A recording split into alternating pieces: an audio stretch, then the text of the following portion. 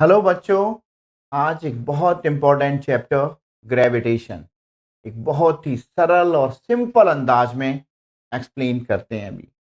तो आप अपना पेन और रजिस्टर निकालें और एक एक पॉइंट को नोट करते जाएं और हमारे चैनल को आप सब्सक्राइब करें, लाइक भी करें और अपने फ्रेंड्स के साथ ज़्यादा से ज़्यादा शेयर करें। हम टॉपिक पे आ जाते हैं।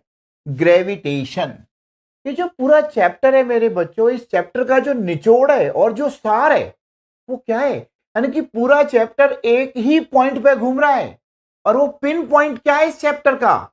और इस चैप्टर का पिन पॉइंट है मेरे बच्चों ग्रेविटेशनल फोर्स। ग्रेविटेशनल फोर्स, उसके साथ साथ दो पॉइंट और हैं, एक ग्रेविटी और तीसरा पॉइंट है मेरे बच्चों सेंट्रीपिटल फोर्स। यानी कि ये पूरा चैप्टर इन तीन पॉइंट के आसपास घूमता रहेगा, लेकिन जो इस चैप्टर का पिन पॉइंट है, मेन पॉइंट है, वो क्या है? ग्रेविटेशनल फोर्स है। तो ग्रेविटेशनल फोर्स के बारे में जो एक सबसे पहले जो इसके बारे में सोचा वो कौन थे? Isaac Newton. आइजैक न्यूटन ने सोचा अगर ये एप्पल है, इसको छोड़ दिया जाए तो वो नीचे गिर रहा है, अर्थ की तरफ आ रहा है या नहीं आ रहा? अगर ये मार्कर है, इसे भी छोड़ दिया जाए, ये भी नीचे आएगा, आएगा ना? तो सबसे पहले किसने सोचा इसके बारे में? आइजैक न्यूटन ने। और क्या सोचा? Why does apple fall on earth from a tree? जब पेड़ से सेब गिरेगा तो नीचे क्यों आएगा? दूसरा, प्लैनेट्स मूव अराउंड द सन, सन के चारों तरफ ये प्लैनेट्स क्यों घूम रहे हैं? और मून भी अर्थ के चारों तरफ घूम रहा है, क्यों घूम रहा है? ये किसने सोचा सबसे पहले? आइजैक न्यूटन ने सोचा। और उन्होंने क्या ऑब्जर्व किया? He observe that he observe that same forces responsible for all these. यानी कि इन सब के लिए कोई सेम फोर्स ही रिस्पॉन्सिबल है। Same force is responsible for all these. इसके लिए कोई एक सेम फोर्स रिस्पॉन्सिबल है। और वो फोर्स कौन सा है? दैट फोर्स इज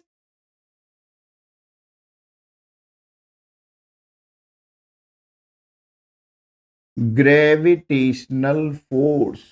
वो फोर्स कौन सा है? ग्रेविटेशनल फोर्स है वो, जो इन सब के पीछे जिम्मेदार है, जो सबके पीछे है।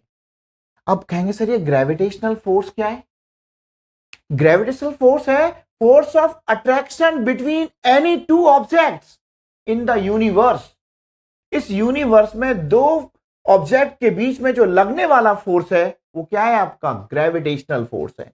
ये दो मार्कर, इन दोनों के बीच में लगने वाला फोर्स क्या है? Gravitational force. आपका ये डस्टर और इसके बीच में लगने वाला फोर्स क्या है? Gravitational force. ये एप्पल और इसके बीच में लगने वाला फोर्स कौन सा है? Gravitational force. लेकिन आप कहेंगे सर अगर ये ग्रेविटेशनल फोर्स है तो दोनों फोर्स से आपस में चिपक क्यों नहीं जाते? क्योंकि ये फोर्स बहुत स्ट्रांग नहीं है। ये कैसा फोर्स है? एक वीक फोर्स है। ये किस पर डिपेंड करेगा? इनके मास और इनके बीच के डिस्टेंस पर डिपेंड करेगा। ये डिटेल में डिस्कस करेंगे अभी आपके साथ। तो मेरे बच्चों एक और दूसरा बात देखिएगा, प्लैनेट्स मूव करते हैं अराउंड द सन, अभी हम बात कर रहे थे आपके साथ, और हमारा मून भी अर्थ के चारों तरफ घूम रहा है। तो इसमें ग्रेविटेशनल फोर्स जो अभी मैंने जो आपको बताया अभी, इन सब के पीछे कौन जिम्मेदार है? और वो जिम्मेदार है gravitational force is responsible for all these. लेकिन सवाल एक और भी है कि मेरा जो प्लैनेट्स या मून रोटेट कर रहा है अराउंड द अर्थ, या प्लैनेट्स मूव कर रहे हैं अराउंड सन, क्यों? यहां पे ग्रेविटेशनल फोर्स एक्ट कर रहा है किसके जैसे? सेंट्रीपिटल फोर्स के जैसे। ये बात बहुत इंपॉर्टेंट है। इन दोनों कंडीशन में मेरा जो ग्रेविटेशनल फोर्स है वो किसके जैसे काम कर रहा है? Here gravitational force acts as a centripetal force for the planetary movements. जब ये प्लैनेटरी मूवमेंट की बात होगी तब मेरा ग्रेविटेशनल फोर्स यहां सेंट्रीपिटल फोर्स के जैसे काम कर रहा है। वही मैंने बात आपसे क्या कही थी कि इस चैप्टर का पिन पॉइंट है क्या, मैंने कहा था ग्रेविटेशनल फोर्स, ग्रेविटी और सेंट्रीपिटल फोर्स। अब सेंट्रीपिटल फोर्स क्या होगा, ये एक बॉल है और बॉल को रस्सी से बांध रखा है, ऐसे ही हमारा प्लैनेट्स मूव कर रहे हैं अराउंड द सन, इसको बांध के अगर आप ऐसे रोटेट करेंगे तो ये नीचे नहीं गिर रही ना बॉल, क्यों नहीं गिर रही, due to centripetal force. Ball नीचे क्यों नहीं गिर रहा था, ड्यू टू सेंट्रीपिटल फोर्स। ये सब बातें वन बाय वन आपके साथ में डिटेल से एक्सप्लेन करूंगा अभी। तो इन सब पॉइंट्स को पहले तो आप नोट कीजिए, फिर मैं वन बाय वन डिस्कस करता हूं। तो एक छोटी सी बात तो बता ही देता हूं मैं आपको कि ग्रेविटेशन क्या होता है। सबसे पहला पॉइंट क्या है कि ये ग्रेविटेशन क्या है। ग्रेविटेशन का मतलब है force of attraction between any two objects in the universe. What do mean by gravitation, देखिएगा मेरे साथ, ग्रेविटेशन क्या है।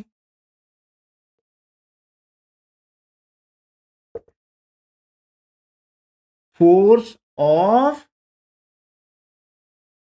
अट्रैक्शन बिटवीन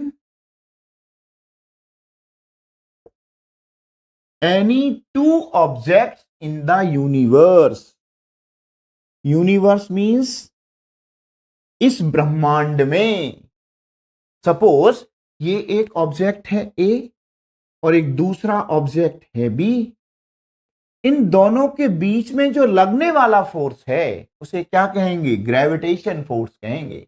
और ये फोर्स स्ट्रांग नहीं होता, वीक फोर्स होता है। ये किस पर डिपेंड करता है, इन दोनों के मास पर डिपेंड करेगा। इसका मास सपोज m1 है और इसका मास क्या है, m2 है। इनके मास पर डिपेंड करेगा। और किस पर डिपेंड करेगा, इन दोनों के बीच के डिस्टेंस पर भी डिपेंड करेगा, उन दोनों में डिस्टेंस कितना है। एक और मैंने बात कही थी अभी, ग्रेविटेशन तो मैंने बताया। सेकंड पॉइंट क्या है, ग्रेविटी। क्या है मेरे बच्चों, gravity. What do mean gravity, it is the force of attraction. Same, gravitation means force of attraction between any two objects in the universe. लेकिन ग्रेविटी क्या है, it is the force of attraction, it is the force of attraction between a planet. ये बात fix हो गई यहां, between a planet and a body, and a body या and A object, यानी किसी प्लैनेट और ऑब्जेक्ट के बीच में लगने वाला फोर्स। अब दो बॉडी में एक बॉडी फिक्स कर दी, वो एक प्लैनेट है। अब प्लैनेट क्या हो सकता है, जुपिटर है, मार्स है, वीनस है, ये सब क्या है, आपके प्लैनेट्स हैं। ये प्लैनेट्स और किसी ऑब्जेक्ट के बीच में लगने वाला फोर्स क्या कहलाएगा, ग्रेविटी कहलाएगा।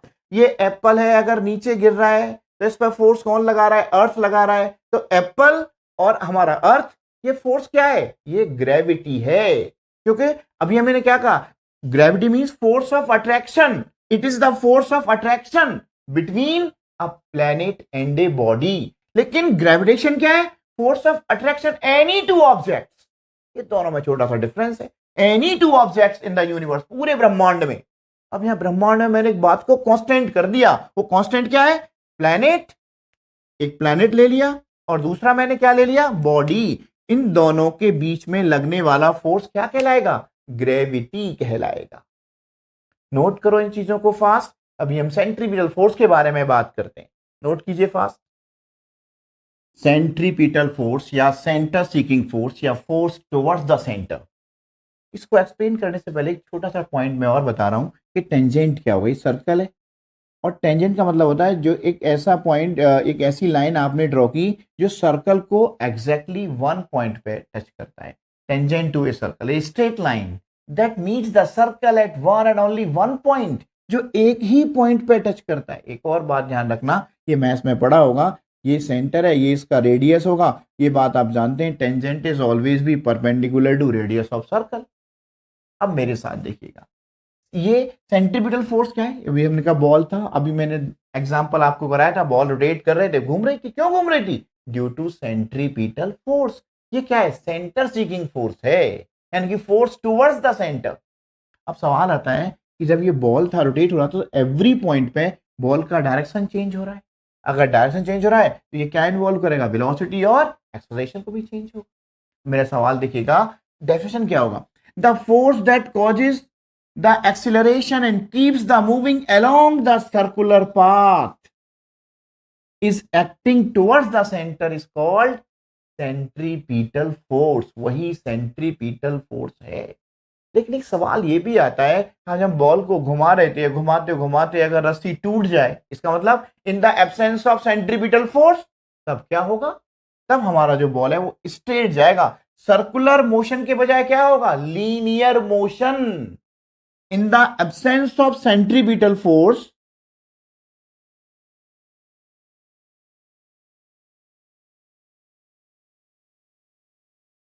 बॉल सर्कुलर मोशन के बजाय कैसे मूव करेगी, लीनियर मोशन, यानी कि स्ट्रेट जाएगी, जस्ट लाइक ए टेंजेंट जो है स्ट्रेट चला जाए। ये पॉइंट बहुत इंपॉर्टेंट है। अगर हम बात कर रहे थे हमारे जो प्लैनेट्स हैं वो मूव कर रहे हैं अराउंड द सन, अगर सेंट्रीपिटल फोर्स नहीं है तो क्या होगा, स्ट्रेट मूव करेंगे, लीनियर मोशन में मूव करेंगे। ये बात ध्यान रखना। अर्थ मूव्स, मेरे साथ सुनो ध्यान से आप, earth move around the sun due to gravitational force exerted by the sun, and moon moves around the earth due to gravitational force exerted by the earth। ये पॉइंट जरूर याद रखना। Newton's law of gravitation, Newton's law क्या है, every body in the universe attract everything. हमने अभी discuss भी किया था कि हर इस ब्रह्मांड में हर एक ऑब्जेक्ट दूसरे ऑब्जेक्ट को अट्रैक्ट करता है। उसका उसका कुछ रूल भी होगा, रूल्स एंड रेगुलेशन भी होंगे उसके कुछ, और उसके बारे में रूल किसने बना दिया, न्यूटन ने। और वो रूल क्या है, वही क्या है हमारा, न्यूटन्स लॉ ऑफ ग्रेविटेशन, कानून बना दिया इसके ऊपर। और वो कानूनी क्या है, न्यूटन्स लॉ ऑफ ग्रेविटेशन है। वो क्या है, वो कहता है कि the force is directly proportional to product of their masses and inversely proportional to square of distance between them। तो इस बात को आप मेरे बच्चों मैथमेटिकली कैसे कह सकते हैं, देखिएगा मेरे साथ अभी। डायरेक्टली प्रोपोर्शनल की force is directly proportional to, ये दो ऑब्जेक्ट हैं ए और बी, इसका मास m1, इसका मास m2, और उन दोनों के बीच का डिस्टेंस क्या है, d डिस्टेंस में है दोनों। तब फोर्स क्या होगा, directly proportional to product of their masses, mathematically F proportional to m1 into m2, equation number 1, inversely proportional to square of distance between them. तब आप क्या कहेंगे, F inversely proportional to 1/d², equation number 2।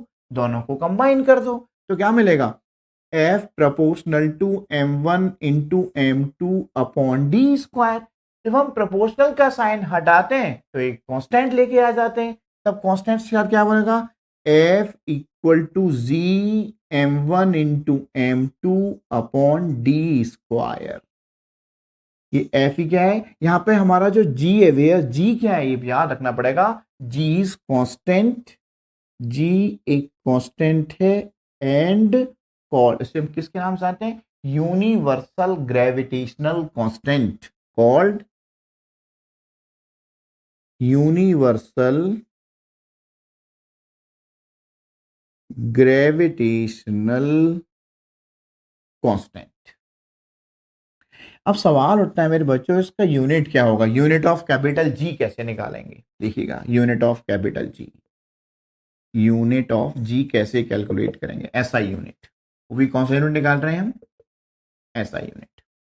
Cross multiply किया तो ये कह सकते हैं आप G m1 into m2 equal to F into d²। Cross multiply पे क्या कहेंगे आप, G into m1 into m2 equal to F d²। तो G का वैल्यू क्या होगा, F into d² upon m1 into m2। अब ये बात तो आप जानते हैं कि फोर्स का यूनिट क्या होता है, ऐसा यूनिट न्यूटन, और डिस्टेंस का यूनिट क्या होता है, मीटर। तो क्या होगा, मीटर स्क्वायर अपॉन मास का यूनिट क्या है, किलोग्राम इंटू किलोग्राम, और किलोग्राम इंटू किलोग्राम क्या होगा, किलोग्राम स्क्वायर हो जाएगा। तब यूनिट क्या करेंगे आप, न्यूटन मीटर स्क्वायर पर केजी स्क्वायर, और ऐसे भी आप लिख सकते हैं न्यूटन मीटर स्क्वायर पर केजी स्क्वायर और newton metre square KG inverse 2, ऐसे भी आप नोट कर सकते हैं, लिख सकते हैं। तो what is the capital unit of G, newton metre square पर केजी स्क्वायर। याद नहीं करना, फॉर्मूला याद करना है, F equal to G m1 m2 upon D square, simple सी कहानी। नेक्स्ट पॉइंट, इसका जो कैपिटल जी का जो वैल्यू निकाला था, सबसे पहले एक साइंटिस्ट थे Henry Cavendish. Value of capital G, value of capital G का वैल्यू है 6.673 इंटू 10⁻⁻11 न्यूटन मीटर स्क्वायर पर केजी स्क्वायर, 10⁻⁻11। इस वैल्यू को किसने कैलकुलेट किया था, हेनरी कैवेंडिश। याद रखना name, Henry Cavendish determine the value of capital G. सबसे पहले जी उन्होंने 1978 में इसका वैल्यू कैलकुलेट किया था, और वैल्यू क्या था 6.673 10⁻⁻11 न्यूटन मीटर स्क्वायर पर केजी स्क्वायर। नोट कीजिए फास्ट, फिर आगे चलते हैं एक और नए टॉपिक की ओर। एक सवाल ले लेते हैं एनसीईआरटी का, what happens to the force between two objects if, पहला पार्ट कहता है the mass of the one object is doubled. अभी हमने यूनिवर्सल लॉ ऑफ ग्रेविटेशन आपके साथ डिस्कस किया था, इसे हमने कहा था यूनिवर्सल लॉ ऑफ ग्रेविटेशन या न्यूटन्स लॉ ऑफ ग्रेविटेशन। वो लॉ क्या था, F equal to G m1 into m2 upon D square, equation number 1 हमने कही, ये यूनिवर्सल लॉ था। अब क्या कह रहा है, मास of the one object is double, एक ऑब्जेक्ट का मास डबल कर दिया है, सेकेंड ऑब्जेक्ट का मास और डिस्टेंस एज इट है। तो हमने कहा लेट हमारा जो m1 डैश है, जो नया मास है, वो कितना हो जाएगा 2m1, और m2 डैश में कोई बदलाव नहीं किया, वो m2 है, और डिस्टेंस मेरा d डैश d रहेगा, यहां कोई चेंज नहीं किया। तो नया फोर्स क्या होगा, नया फोर्स होगा F equal to G m1 dash into m2 dash upon d dash का स्क्वायर। न्यू फोर्स क्या होगा, वैल्यू पुटअप कर दीजिए, equal to G into m1 dash क्या है 2m1 इंटू m2 डैश क्या है m2, और d डैश क्या है हमारा d स्क्वायर, यहाँ कोई बदलाव नहीं किया गया है। ये क्या है हमारा बच्चों, ये f डैश का वैल्यू है। तो देखिएगा ये f डैश का वैल्यू क्या होगा, 2 में बाहर ले सकता हूं, तो 2 into G m1 into m2 upon D square, G m1 m2 upon D square. और आप ये देख पा रहे हैं मेरे बच्चों, from the equation number first से g into m1 into m2 upon D square क्या है, f है। तो जो नया फोर्स क्या है आपका f डैश, जो नया फोर्स क्या है f डैश का वैल्यू क्या होगा 2, और इसका वैल्यू क्या है g m1 into m2 upon D square क्या है 2f। तो नया फोर्स क्या हो जाएगा मेरे बच्चों 2f, यानी कि पुराने फोर्स का डबल हो जाएगा। कब, if mass of the one object is double, double कर दिया जाए। सेकंड क्वेश्चन कह रहा है मेरे बच्चों, अगेन देखिएगा, if mass of the both objects are double, बड़ा ही सिंपल तरीके से सॉल्व कर रहा हूं मैं, बहुत सिंपल अंदाज में। Mass of the both object are double, दोनों का मास डबल कर दिया जाए। तो अब क्या कह रहा है, अब कह रहा है कि हमारा जो m1 डैश है वो 2m1 है, m2 डैश है वो क्या है हमारा 2m2 है, और d डैश d यहाँ कोई बदलाव नहीं किया।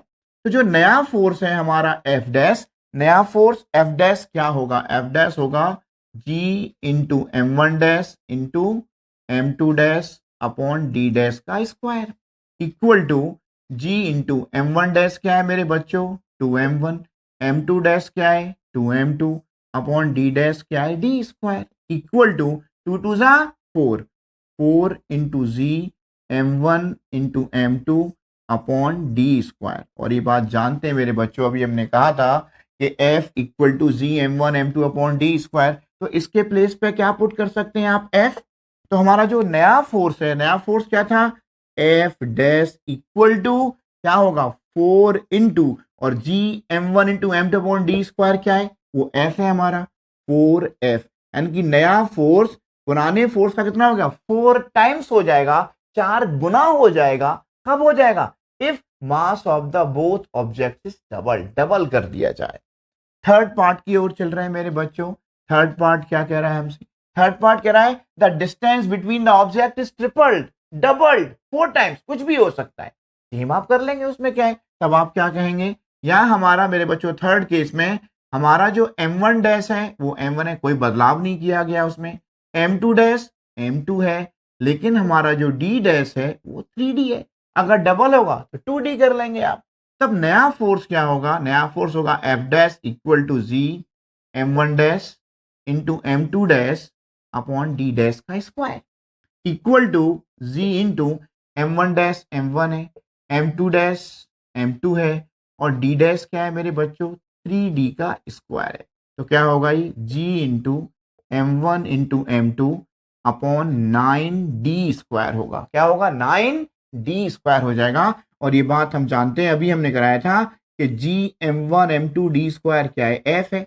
अभी हमने जो कराया जी m1 m2 upon D square क्या है? हमारा f है। तो हमारा जो नया फोर्स है एफ डैश वो क्या होगा? जी m1 into m2 upon D square क्या है? f। तो क्या होगा? f by 9। पुराने फोर्स का 9 टाइम्स कम हो जाएगा, डिक्रीज हो जाएगा 9 टाइम्स। तो नया फोर्स क्या है? f डैश f अपॉन 9 होगा।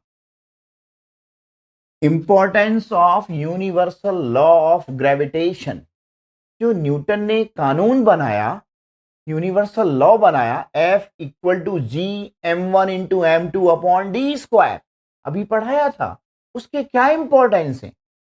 सबसे पहली बात तो हम पे सब प्लैनेट्स, मून, सन, अर्थ सब एक फोर्स लगा रहे हैं। वो फोर्स कौन सा है? ग्रेविटेशनल फोर्स है। ये एक स्ट्रॉन्ग फोर्स नहीं है, ये एक वीक फोर्स है। लेकिन हमारे ऊपर सबसे ज्यादा स्ट्रॉन्ग फोर्स कौन लगा रहा है? अर्थ, क्योंकि हम अर्थ पे हैं। वही एक पॉइंट भी लिखा हुआ है, the force that binds us to the earth. And next point क्या है? इसका इंपॉर्टेंस क्या कहता है? देखिएगा, the gravitational force between the sun and the earth which makes earth move around the sun with a uniform speed. Next point, motion of the moon around the earth. Next point, planets moves around the sun. ये सब किसकी वजह से है? Gravitational force की वजह से है बिटवीन टू ऑब्जेक्ट्स। सन और अर्थ भी हो सकता है, प्लैनेट्स और हमारा सन भी हो सकता है, और मून और अर्थ भी है। ये याद हो गया होगा। नेक्स्ट पॉइंट कहता है tides due to the moon and sun. इसके बारे में सबसे पहले सर आइजैक न्यूटन ने बताया था।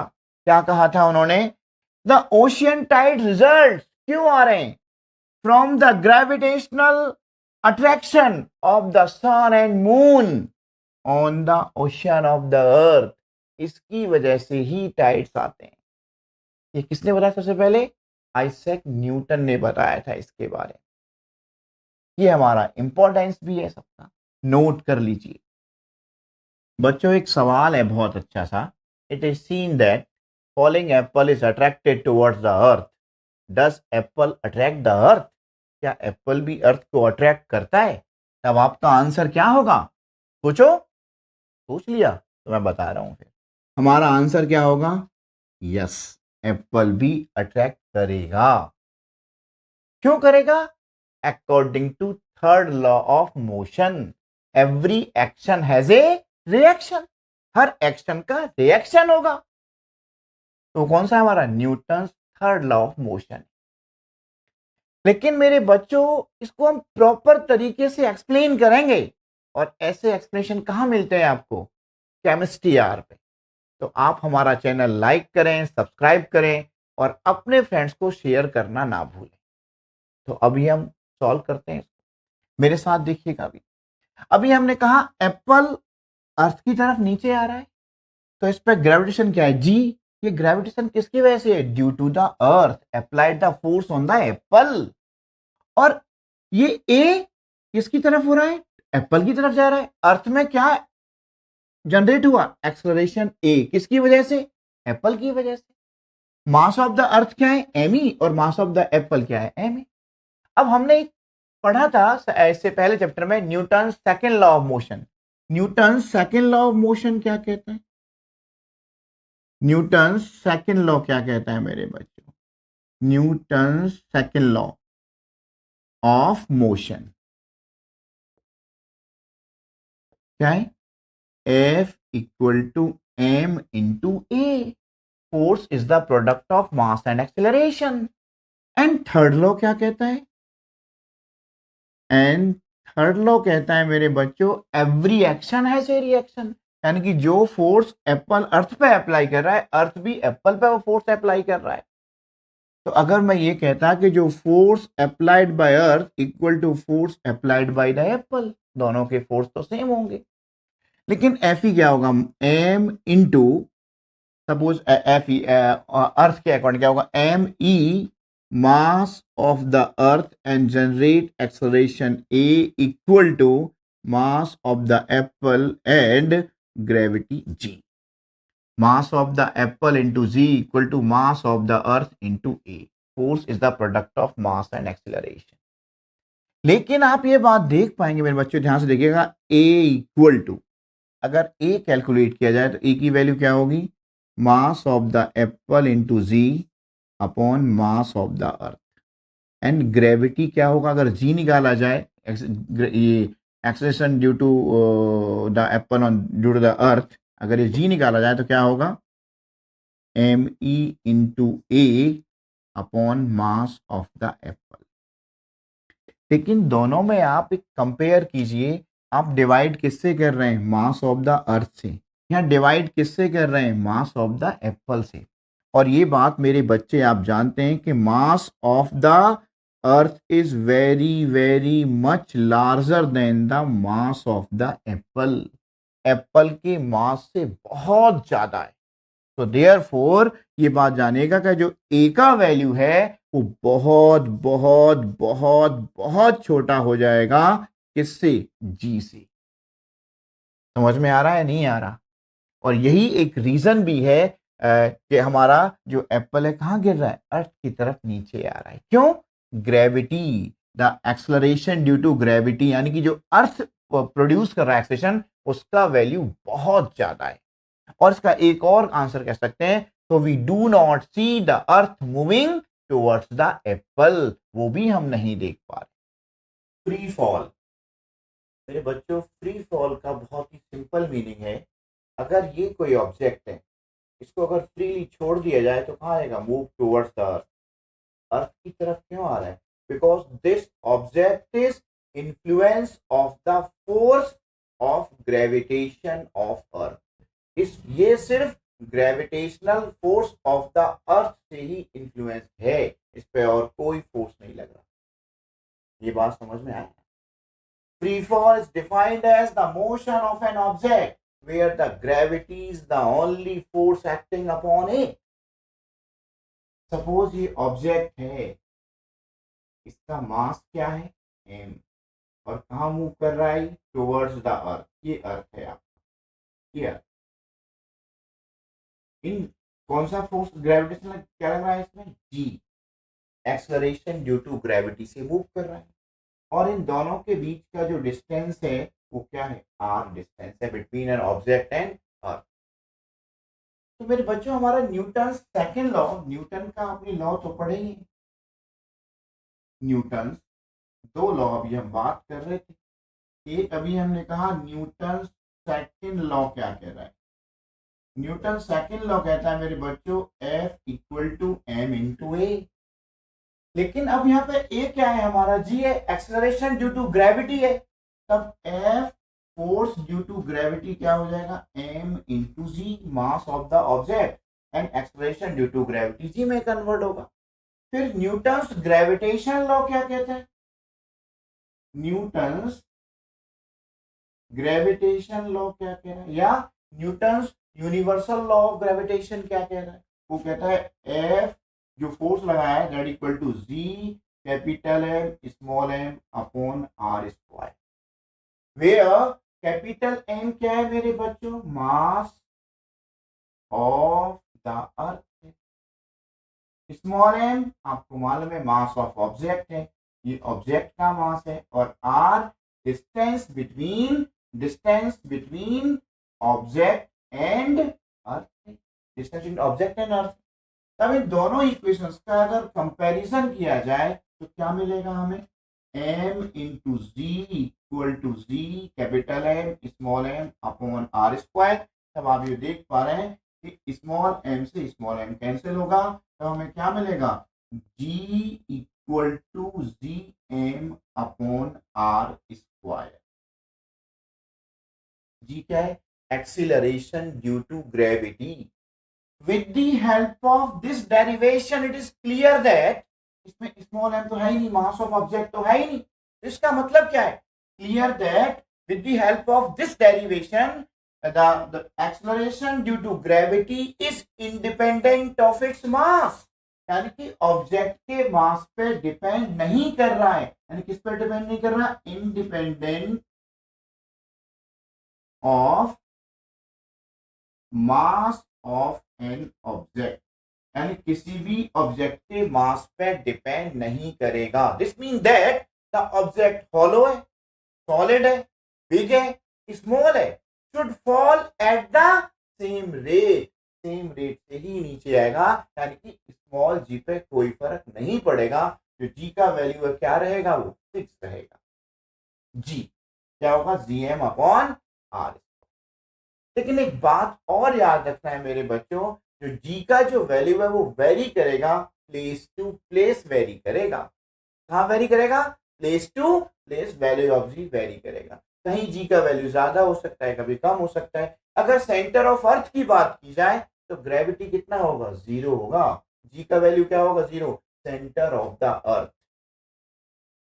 अभी बच्चों अभी हमने डिस्कस किया free fall, G equal to G M upon R square. ये भी हमने कहा था कि हमारा जो वैल्यू ऑफ जी है इंडिपेंडेंट ऑफ इट्स मास, इसके मास पे डिपेंड नहीं करता। बट एक बात ध्यान रखना, कभी आप पेपर और स्टोन को गिराते हैं तो वो सेम टाइम पे अर्थ पे नहीं आएंगे, बिकॉज ऑफ एयर रेजिस्टेंस। वहाँ एयर रेजिस्टेंस भी एप्लीकेबल हो जाएगा। Some very light objects such as paper and feather etc. take more time in reaching the earth in comparison to objects like stone and coin etc. This is because of the air resistance। इस बात का आप ध्यान रखिएगा। Next point हम बात करते हैं, what varies from place to place. इसका value place to place vary करेगा। क्यों वेरी करेगा, आप देखिएगा। फर्स्ट जीरो, जी का वैल्यू जीरो कहाँ होगा, सेंटर ऑफ द अर्थ।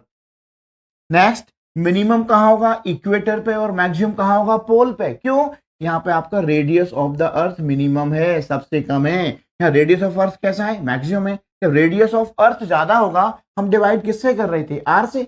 तो रेडियस ऑफ अर्थ का वैल्यू अगर मैक्सिमम है तो जी का वैल्यू क्या हो जाएगा, मिनिमम हो जाएगा। ऐसे ही अगर जी का वैल्यू मिनिमम है तो पोल पे जी का वैल्यू क्या हो जाएगा, मैक्सिमम। और एक और बात ध्यान रखना कि हमारा जो अर्थ है वो एक परफेक्ट स्फीयर नहीं है।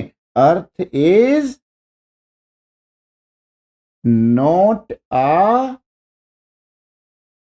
परफेक्ट स्फीयर, इसीलिए उसका जो पोल्स पे वैल्यू है, आर का वैल्यू मिनिमम होगा और यहां मैक्सिमम हो जाएगा। ये बात नोट करना, और अच्छे से यहाँ पे एक सवाल बन भी जाता है, अच्छा सा नोट कर लीजिए। Calculate the value of G on the surface of earth when a body falls freely. अभी हमने डिस्कस किया था G equal to G M upon R square, where G क्या है, gravitational constant 6.67 10⁻11 newton metre square पर KG square. ये mass of the अर्थ है, किसका मास है, ये अर्थ का मास है। ये रेडियस ऑफ अर्थ है 6 10⁻24 kg and 6.4 into 10 to the power 6 meter. Put these values in equation number first, we will get g। इसको आप सॉल्व करेंगे तो g का वैल्यू क्या मिलेगा, 9.8 मीटर पर second square. Linear equation of motion हमने फर्स्ट चैप्टर में पढ़ा है। लीनियर मतलब कोई भी ऑब्जेक्ट जब स्ट्रेट लाइन में मूव करता है, या तब उसको हमारा, उसे क्या कहते हैं आप, लीनियर इक्वेशन ऑफ मोशन। तो लीनियर इक्वेशन ऑफ मोशन के फॉर्मूले हैं मेरे बच्चों। हमने फर्स्ट इक्वेशन था, याद होगा आपको, v equal to U plus A T. Second s equal to U T plus half A T square. And third v square equal to U square plus 2as। लेकिन यह मोशन अंडर ग्रेविटी की बात कर रहे हैं। Suppose ये object है, ये फॉल टुवर्ड्स द अर्थ, और ये ऑब्जेक्ट था, आपने इसको हिट किया, वो ऐसे यहां से यहां पहुंच जा रहा है। इस पॉइंट से इस पॉइंट तक आ रहा है। अब यहाँ पे ग्रेविटेशनल फोर्स लग रहा है, यहाँ आपने पुश किया तो सपोज इसका मास m था, एक्सेलरेशन a था, डिस्टेंस इसका s था और इनिशियल वेलोसिटी u और फाइनल v था। तब ये हमने इक्वेशन ऑफ मोशन बनाई, लीनियर इक्वेशन ऑफ मोशन। लेकिन यहाँ पे ग्रेविटी अप्लाई हो गया, तब अगर ऑब्जेक्ट फॉल्स फ्रीली फॉल्स करता है टुवर्ड द अर्थ, तब आपका a को रिप्लेस किससे करना है, g से, और हमारा जो s किस में चेंज हो जाएगा, h में चेंज जाएगा और रिमेनिंग पार्ट एज इट रहेंगे। तो फर्स्ट इक्वेशन ऑफ मोशन क्या होगा, देखिएगा v equal to U plus G T, and ये क्या होगा, h equal to U T plus half G T square, और ये होगा मेरे बच्चों v square equal to U square plus 2gh। लेकिन अगर आप ऑब्जेक्ट को ऊपर को फेंक देते हैं, फॉल्स क्या कहते हैं, when an object is throne upward against gravity, throne upward, throne upward against gravity. अब आप ग्रेविटी के अगेंस्ट काम कर रहे हैं, तब हमारा जो ए होगा वो क्या होगा, माइनस जी, और एस अब भी एच ही रहेगा। तब इक्वेशन क्या बन जाएगा, फर्स्ट क्या होगा, v equal to U minus G T, H equal to U T minus half G T square, and v square equal to U square minus 2gh। ये तीनों इक्वेशन इस तरीके से चेंज हो जाएंगी when an object throne upward against gravity. तो ए किससे replace करेंगे मेरे बच्चों, हम माइनस जी से, एस एच में एज इट रहेगा। तब आप डायरेक्ट इक्वेशन आसानी से याद कर सकते हैं। Difference between mass and weight, बहुत इंपॉर्टेंट टॉपिक। मास क्या चीज है, the quantity of matter contained in a body is its mass, वही उसका मास है।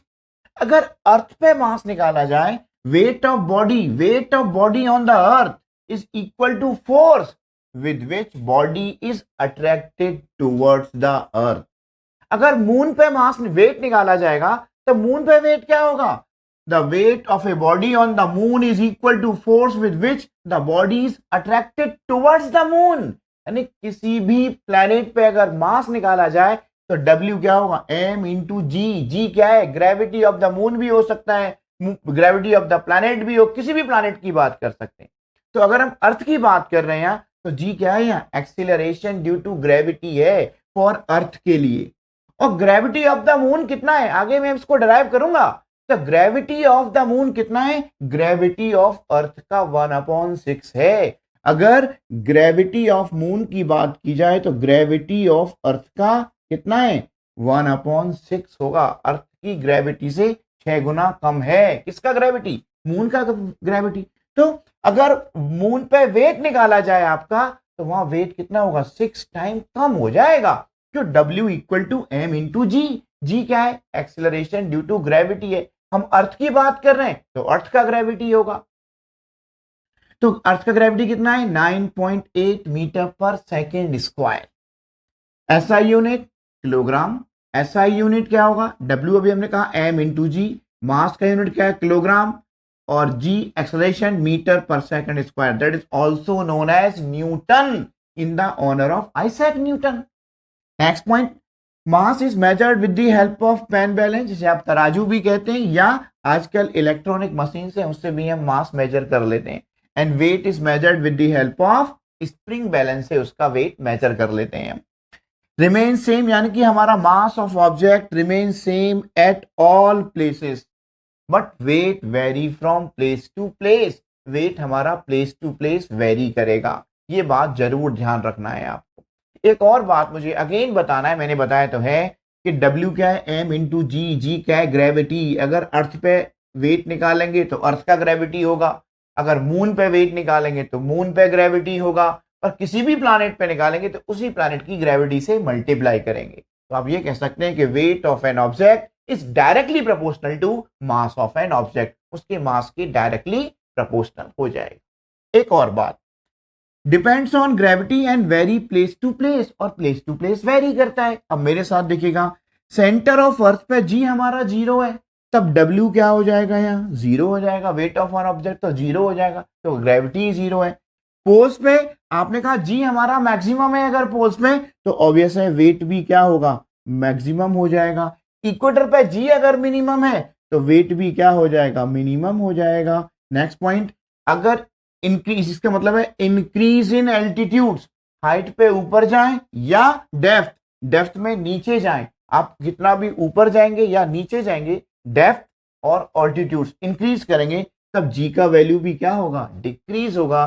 तो that's why weight also decreases in altitudes और डेप्थ, दोनों कंडीशन में हमारा वेट डिक्रीज होगा, आप ऑल्टीट्यूड्स की बात करें या डेप्थ की बात करें। Wait of the object on the moon, बच्चों हमें किसी ऑब्जेक्ट जो कि उसका मास m हमने कंसीडर किया है, उसका वेट निकालना है, मून पे क्या होगा और अर्थ पे क्या होगा, उन दोनों के वेट्स में क्या कंपैरिजन होगा। Let us consider an object m, let us consider an object whose mass is small m and we calculate its weight on the moon as well as on the earth and compare its weight, और उसके wait को compare भी करना है। तो देखिए क्या कहते हैं, अभी हमें वेट निकालना है ऑब्जेक्ट का according to universal law of gravitational. Mass of the object on the moon क्या होगा, W, weight of the object on the moon, इसी ऑब्जेक्ट का मास क्या होगा मून पे, उसकी हम बात करेंगे। तो क्या होगा, ग्रेविटेशनल G, कैपिटल M क्या है, मास of the moon into small m क्या है, मास of the object upon RM का स्क्वायर, मास और रेडियस ऑफ द मून का स्क्वायर। Equation number 1। 2 क्या कहता है, wait of the object on the अर्थ क्या होगा, Gm into small m, mass of an object तो सेम रहेगा, अपॉन रेडियस ऑफ अर्थ का स्क्वायर। Equation number 2। अगर हम इक्वेशन नंबर 1 को इक्वेशन नंबर 2 से डिवाइड कर देते हैं तब क्या मिलेगा, Wm यानी कि weight of the object on the moon upon weight of the object on the earth equal to G upon RM square. जब ये डिवाइड में आएगा तो ये वाला पोर्शन तो नीचे आ जाएगा, आएगा नहीं आएगा, इनटू, तो ये वाला पोर्शन ऊपर चला जाएगा, तो क्या होगा, RE square upon G into ME into small m। तब आप ये बात देख पा रहे हैं मेरे बच्चों, स्मॉल m से तो स्मॉल m कैंसिल हो जाएगा, क्योंकि मास ऑफ द ऑब्जेक्ट तो हर जगह सेम ही रहेगा, वेरी कौन करेगा, वेट वेरी करेगा। तो अभी हमने देखा, और एक और बात देखी होगी आपने अभी, कैपिटल G से कैपिटल G भी कैंसिल हो जाएगा, तब हमें क्या मिलेगा, Wm upon W equal to mass of the object of the moon, mass of the moon, sorry mass of the moon divided by mass of the earth into radius of earth upon radius of moon का square. मैं इसको इस तरीके से भी लिख सकता हूं, और mass of moon upon mass of earth into radius of earth upon radius of moon का स्क्वायर। लेट अस कंसीडर मेरे बच्चों, ये हमें पता है, आपको याद करना पड़ेगा, लेट अस कि हमारा जो मास ऑफ द अर्थ है, मास ऑफ द अर्थ है मून के मास का 100 टाइम्स है। कंसीडर नहीं करना पड़ा, ये आपका कैलकुलेशन के बाद है हमारा, कि जो मास ऑफ द अर्थ है वो 100 टाइम्स है मास ऑफ द मून का, और रेडियस ऑफ अर्थ है 4 टाइम्स रेडियस ऑफ मून का। यानी कि हमारा जो मास ऑफ अर्थ कितना है, 100 टाइम्स है मून के मास का, और रेडियस कितना है, 4 टाइम्स है। अगर इस वैल्यूज को यहाँ पुट कर दिया जाए तब क्या मिलेगा, ये बात मेरे साथ ध्यान से देखिएगा। तो Wm mass of the object, sorry of the moon upon, sorry weight of the object on the earth equal to क्या मिलेगा हमें, mass of the moon upon mass of the earth, mass of the moon upon mass of the earth कितना है मेरे बच्चों, 100 into mass of the moon into radius of moon कितना है, 4 times radius of moon upon radius of moon, इसका square करना पड़ेगा। तो मास ऑफ द मून से तो मास ऑफ द मून कैंसिल हो गया, और रेडियस ऑफ मून से रेडियस ऑफ मून कैंसिल हो गया, तब सॉल्व करने के बाद क्या मिला आपको, 4 का स्क्वायर क्या होगा, 16 divided by 100। The wait of the object, इसको अगर आप अप्रोक्स में कॉल किया 16 6 जा 96, तो ये अप्रोक्स 1/6 मिलता है। तब हम कहेंगे weight of the object on the moon upon weight of the object on the earth equal to 1/6 होगा। क्या होगा, 1/6। Weight of the object on the moon upon weight of the object on the earth. अगर cross multiply किया जाए तो आप ये बात कह सकते हैं, क्रॉस मल्टीप्लाई करने से weight of the object on the moon, weight of the object on the moon equal to 1/6 into weight of the object on the earth. यानी कि हमारा जो मून पे वेट होगा वो अर्थ के वेट का 1/6 टाइम्स होगा। और इसके हेल्प से हम ग्रेविटी भी कैलकुलेट कर सकते हैं कि what is the comparison of gravity on the earth and moon. अभी मेरे साथ उसको भी देखिएगा। हम ये बात जानते हैं अभी कि WM अपॉन WE कितना है हमारा, 1/6 है approx. WM upon WE equal to, यानी कि weight of the object on the moon upon weight of the object on the earth. और W क्या होता है, M mass of the object into gravity of the moon upon mass of the object on the gravity of the earth equal to क्या होगा, 1/6 हो जाएगा। तो small m से स्मॉल m कैंसिल, यहां भी हो जाएगा। तब आप यहां पे भी क्या कहेंगे कि gravity of the object on the moon equal to 1/6 times gravity of the object on the earth. मेरे बच्चों, अगर फिर भी कोई डाउट है तो आप मुझे कमेंट करके लिख सकते हैं। अगेन मैं एक बार और बता रहा हूं फिर आपको, 1/6 आया, क्रॉस मल्टीप्लाई किया तो wait of the object on the moon क्या होगा, 1/6 into weight of the object on the अर्थ हो जाएगा। आपको अगर ये थोड़ा डाउट लग रहा है तो मैं इसको यहाँ पर एक बार फिर अगेन बता रहा हूं, आपको कोई डाउट ना रहे। क्रॉस मल्टीप्लाई करेंगे तो क्या होगा, क्रॉस मल्टीप्लाई पे होगा मेरे बच्चों WM into 6 equal to 1 into WE, रहेगा नहीं रहेगा। तो WM क्या हो जाएगा, weight of the object on the moon क्या हो जाएगा, WE डिवाइडेड बाई 6। उसको मैंने 1/6 into weight of the object on earth mention किया है। सेम इस तरीके से इसको भी आप कर सकते हैं। मेरे बच्चों, हमने एक ही शॉट में, एक ही वीडियो में पूरा ग्रेविटेशनल चैप्टर का जो है, जो रिलेटेड टॉपिक था पूरा ग्रेविटेशन से, हमने वन शॉट में कंप्लीट किया है। तो मेरे बच्चों, ये जो मेरा चैनल है केमिस्ट्री आर, इसे अब ज्यादा से ज्यादा लाइक करें, सब्सक्राइब करें और अपने फ्रेंड के साथ शेयर करें और मन लगा के पढ़ाई करते रहें। धन्यवाद मेरे बच्चों।